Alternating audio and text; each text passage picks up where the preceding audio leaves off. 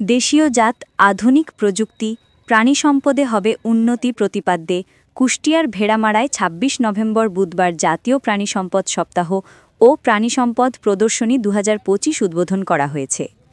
কুষ্টিয়া ভেড়ামারা থেকে সাইফুল ইসলামের প্রতিবেদনে দেখুন বিস্তারিত। এ উপলক্ষে ভেড়ামারা উপজেলা প্রশাসন, উপজেলা প্রাণী সম্পদ অধিদপ্তর ও ভেটেরিনারি হাসপাতাল বিভিন্ন কর্মসূচির আয়োজন করে।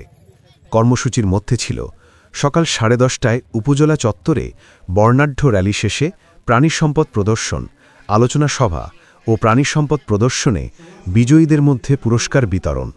প্রতিদিন কত কেজি দুধ হয়? ওটা আমাকে দেয় 35 কেজি, সকালে দেয় 15 কেজি, দুপুরে দেয় 10 কেজি, আবার রাত 8টা।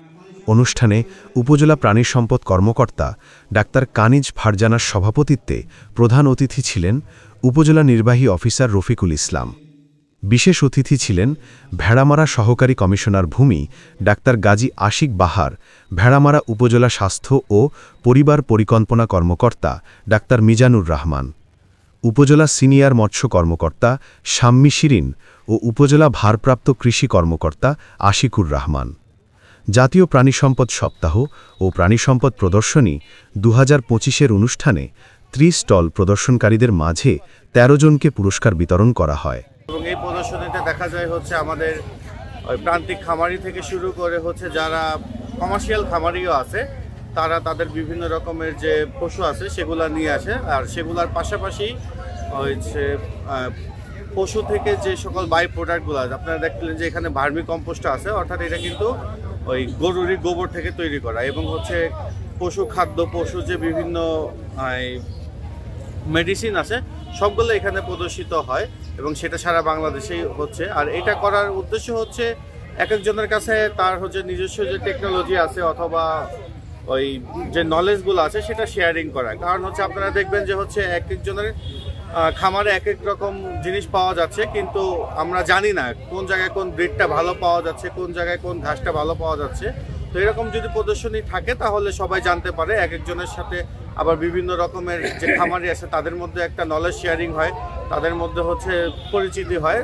এতে করে দেখা যায় যে নিজেদের মধ্যে পরিচয় পর্বটা হয়ে যাচ্ছে এবং হচ্ছে তারা যে একই সেক্টরে বিভিন্ন পার্ট নিয়ে অংশ নিয়ে কাজ করতেছে তাদের মধ্যে যখন সমন্বয় হবে তখন দেখা যাবে যে কাজটা অর্থাৎ প্রাণী সম্পদের যে প্রোডাকশন সেটা বাড়বে।